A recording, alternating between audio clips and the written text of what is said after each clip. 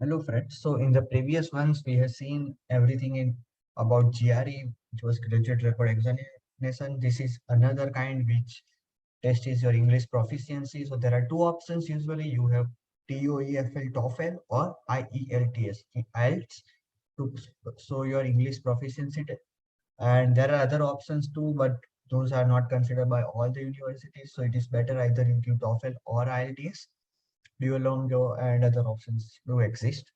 So for this part, we'll check about the TOEFL, where to prepare the exam structure, the general cutoff for each of the sections of the four of the TOEFL, when you should give, by which month and what time, and some pre-test task, post-test task, and few of the experiences which I'll bring of my friends to share with you.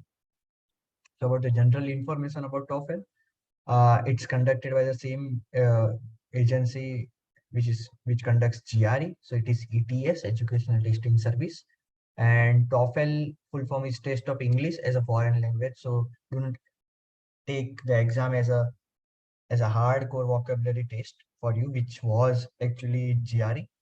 TOEFL takes the test of the English language as a foreign language. So you did not have all the foolproof knowledge about the English language. It's the basic test.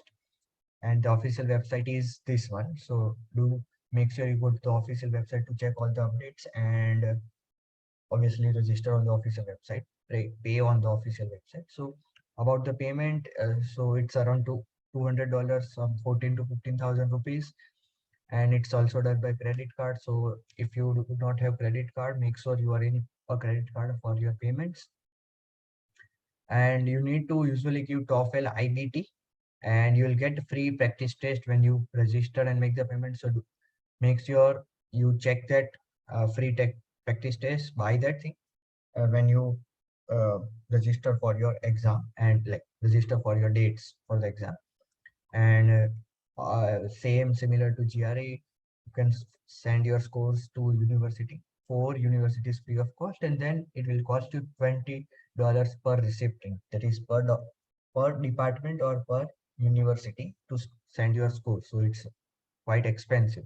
It was $27 for GRE, it is $20 for TOEFL, and the score validity is 2 years. Comparing to GRE, it was 5 years timeline. So uh, let's consider T as the exam day you want to give, and I would suggest give it by the end of October. I did give it by the end of the October, but I gave IELTS. So, but it is fine. You have enough time after October also to send your scores and all. So it's safe enough, fine.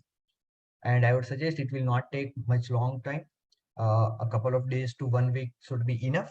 Maximum of 15 days should be very good to go for your preparation, because it is not a hardcore English test. It is just an English test for a foreign language. So the vocabulary is not too tough. They are just checking your basic English skills, vocabulary, grammar, punctuation. That's all. And let's see the options you have, type of exams, and which universities accept those.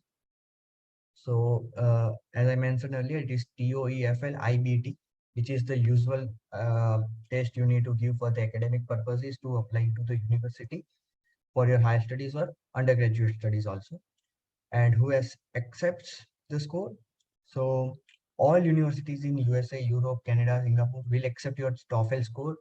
Uh, but they are preferred in USA, and while in Europe and Canada, IELTS scores are preferred, but it is TOEFL and IELTS are equally accepted in all the universities at all the countries. So you will not face any problems, or they do not show. So any university in USA will not show any priority or preference to students who give TOEFL, or vice versa. No universities in Europe or Canada would consider a person who gave IELTS more preference comparing to person who gave TOEFL. So it is completely fine. Take the exam as per your suitability or convenience.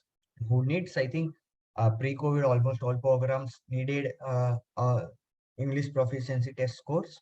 During COVID also, it was not waived.